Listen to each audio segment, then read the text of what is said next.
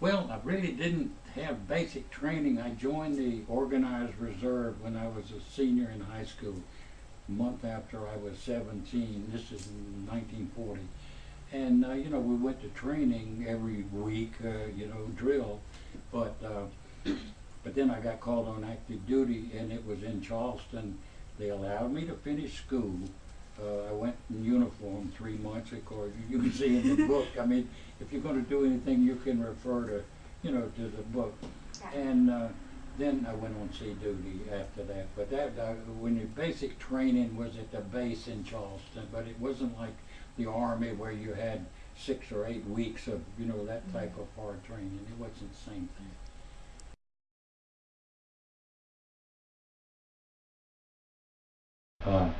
And I was on this, well, didn't, I guess you call it combat. We picked up crews, uh, lifeboat crews, where the tankers had been sunk. There's a picture of that. And we brought them into Southport. But after that, while I was first class video officer, I liked to navigate. I mean, that was, stars and all of that. And so I used my Navy Sea time 2 years and took the third mate's license exam for the third mate's license in the Merchant Marine, and which says that I was qualified to be third officer on any ship of any gross tonnage in the waters of ocean. And at that point, I'd never been on a merchant ship. The chief that you helped me do this, he said, "My God, I hope I don't ever have to serve under you." And I read the thing, that same license that's up there, and I read it, and I wouldn't serve under me either. But the combination of that and being a chief, they needed a lot of officers for amphibs, like for the LST there. So I got commissioned an ensign and went in the Pacific, and that's where all the action started. We made all of the initial D-Day landings in the retaking of the Philippines.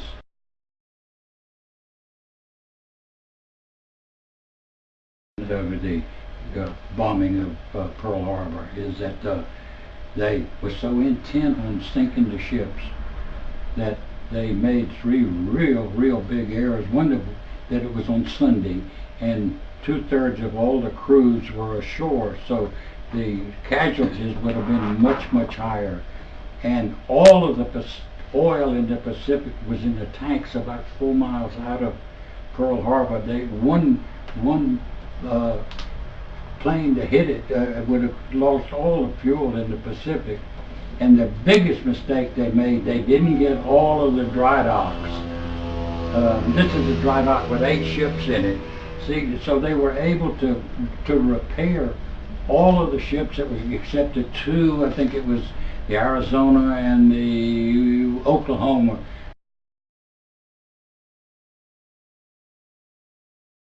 So close, I could see his face just as clear as any, and he looked like he was, well, they were all kids. The only thing they taught them was how to get the plane off the ground. They didn't taught them how to land it. I mean, because they weren't supposed to land it. They didn't want. So the only thing they were supposed to do is hit you. And it was a horrible, that's the only thing in that I wrote that was bad, because they hit a ship next to us and going in the column up, and the volleys were going over the side. Not just now we were talking, and you see they were screaming and they kept drifting, and nobody stopped. You couldn't stop and pick them up. I hope somebody did. I used to have, well, a long time after that, I'd have nightmares. Even one time I saw a white destroyer. Well, there are no white destroyers, but it was that was picking them up, and I said, well, ending, we were up in the northern Philippines practicing for the invasion of Japan. And our other invasions had been, you get shot at and all of this, but you kind of never get used to it.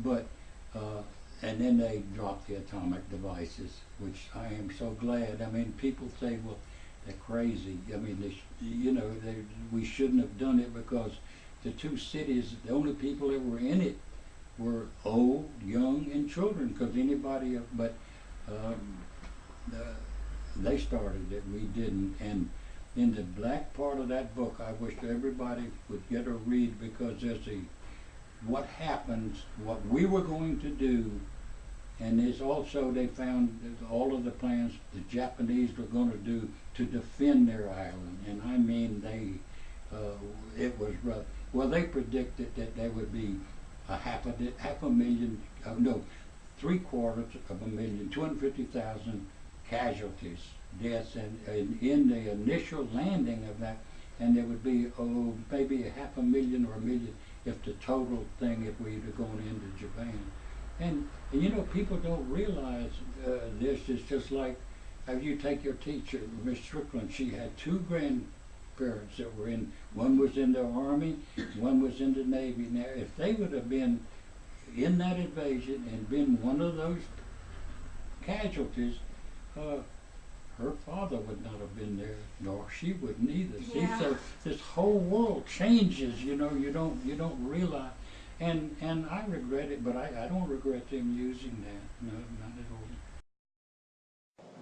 This book is entitled An Old Sailor's Memories of World War II by John St. George. The dedication inside the book reads, To Lily, my thanks and prayers to you, your teacher Miss Strickland, and your classmates for honoring all the service, men, women, and civilians that were a part of the greatest generation. I hope your presentation will help enlighten what it took by all involved to secure the freedom we now enjoy. I pray all hostility ends and the world is at peace. John St. George.